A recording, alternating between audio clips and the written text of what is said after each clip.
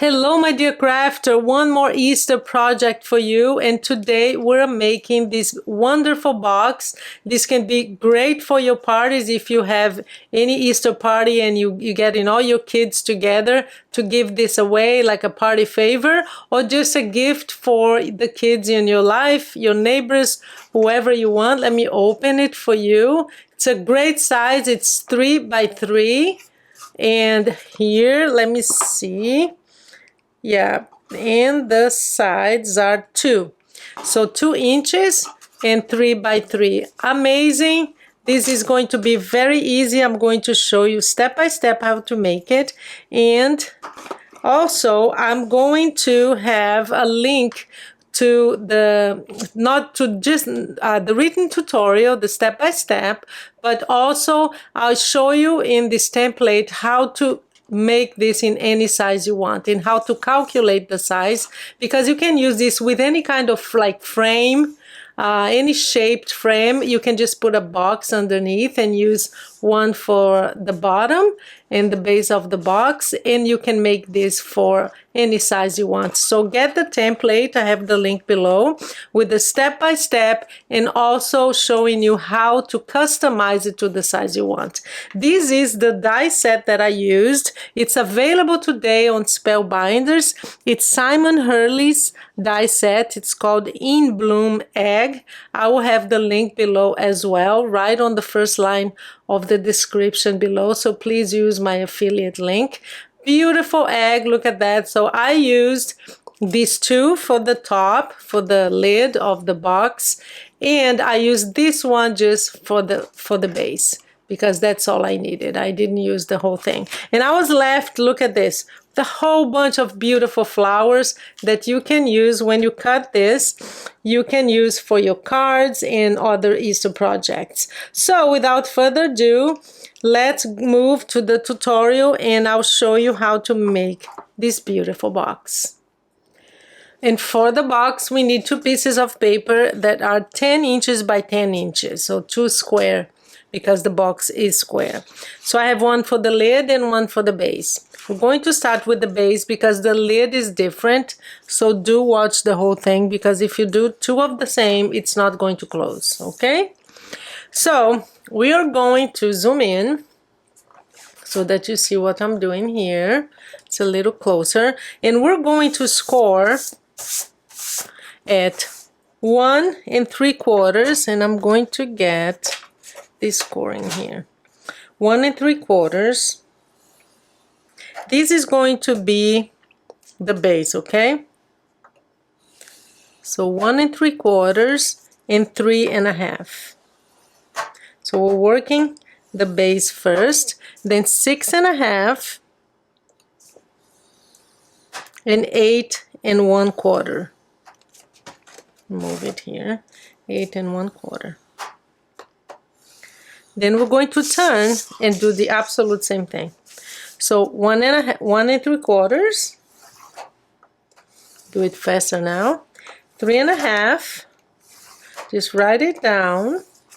6 1/2 and 8 1/4 of an inch. So now we're going, let's score now the lid, okay? Because the lid, we're going to do it differently. You do need your lid to be a little bit wider, otherwise it doesn't close as a lid. So here's how we do that. On my scoring board, you can see this mark here. This is 1/16 of an inch, okay? Just so you know, because yours may not have it. We're going to do the scoring. Every time you score, you're going to pull it to that line. So 1, if you don't have the line, no problem. Just see, it's 1/16 of an inch. It's just a little bit, but you need to do it a little bit wider to close. So we're going to do that. I'm going to hold it in place. So I'm going to pull it to the right. That's 1/16 of an inch. There you go. And then we're going to score 1 3/4 again, and the 3 1/2.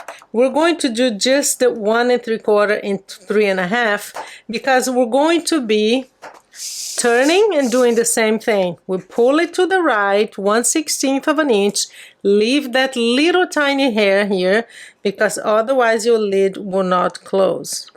So there, and again 1 3/4 and 3 1/2. And we're going to do that on all 4 sides, okay? Always remember to pull it this way.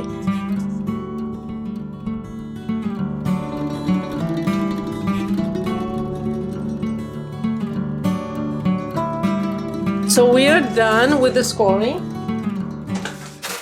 And we are going to now, I'm going to show you with the base, but then from now on, it's the same. It's the same process for both the lid and, let me show you, I'm going to get a pen here so that you can see really well. So I'm going to draw just so you see it better. It's not going to be perfect, but you'll see what I mean, okay? I just want you to really visualize it. So every corner, you have this square here with 4 little pieces. These are the scoring lines, okay? Because they go all the way here. You're going to cut this, this, and this. So all these 3 here, they're going to be cut out. And you're going to do that on all 4 sides, okay? So let me do one, and then let me get my scissors that I forgot to bring. There you go. So here we go. We're going to cut on the scoring line here, all the way here. See, all this is going.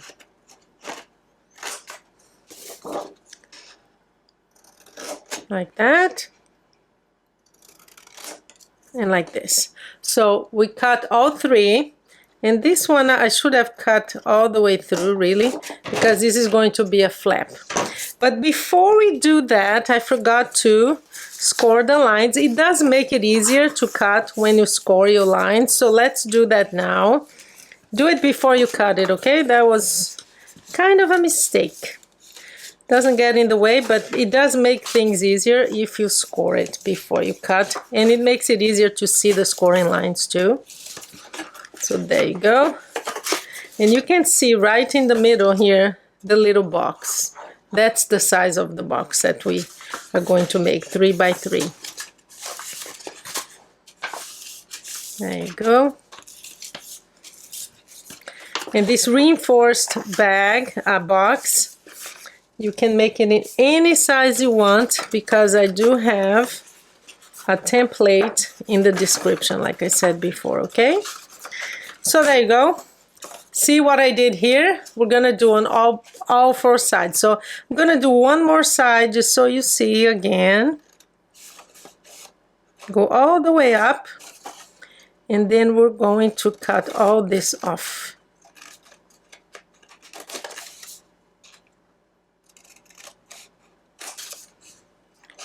And this. Oh, I don't want to cut the... So there. So we have 2 sides. I'm going to do on the other 2 and come back. And here we are. All 4 sides. We have the flaps. So what we're going to do now is glue the flaps on all 4 sides.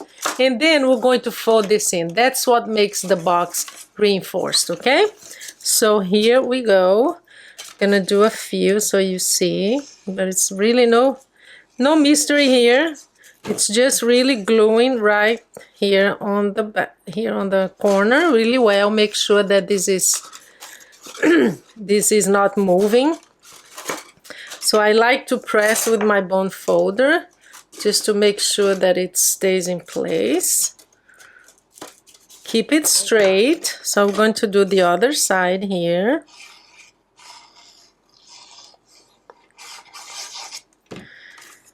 There you go. Same thing here. See, very flush here. And press with your... And here's the other thing you can do too, that I do sometimes I don't. See how they fold over each other? You can actually, and this is not going to show at all, that's why most of the times I don't. You can cut the flap a little bit here so that that doesn't happen, but I usually don't because this is going to be covered, and you see how. So okay, let me just do the other two sides now.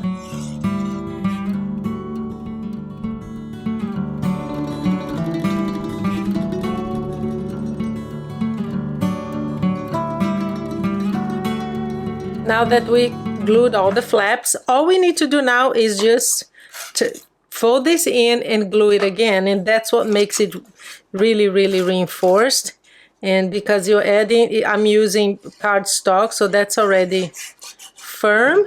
So when you do this, then it makes the sides of the box very sturdy. And this is just a great kind. I really love the reinforced kind, because even the cardstock that we buy in stores, they're never thick enough unless you get heavy duty, which you can find in not many colors, or I only find like in black and white or beige.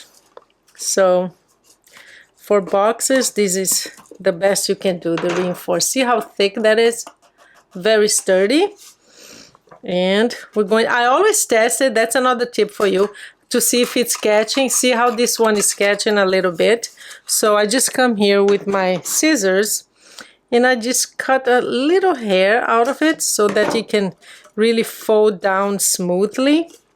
And I can see here that the flap was kind of in the way too, so this is perfect now. So always do that before you put the glue so that you can adjust. So that's what you do, guys. And now we're going to, I'm not going to do the lid with you because it's the same thing. You just repeat. The lid is different in terms of scoring, but that's it. Apart from the scoring, there is no difference in terms of how you make it. The only difference is going to be that it is not a little bit wider because you moved the paper to the right on your scoring board. Okay, last one. And we are done. And you can add also a square piece of paper to like the bottom to either decorate it, or, and that's the other thing too, when you use a paper that has pattern on it, the sides will be decorated as well. So it makes a really pretty box. So let me make the lid and then I'll show you how to glue the box. Here we have it. See, it's perfect. It's not loose, it's perfectly, see, it holds in place.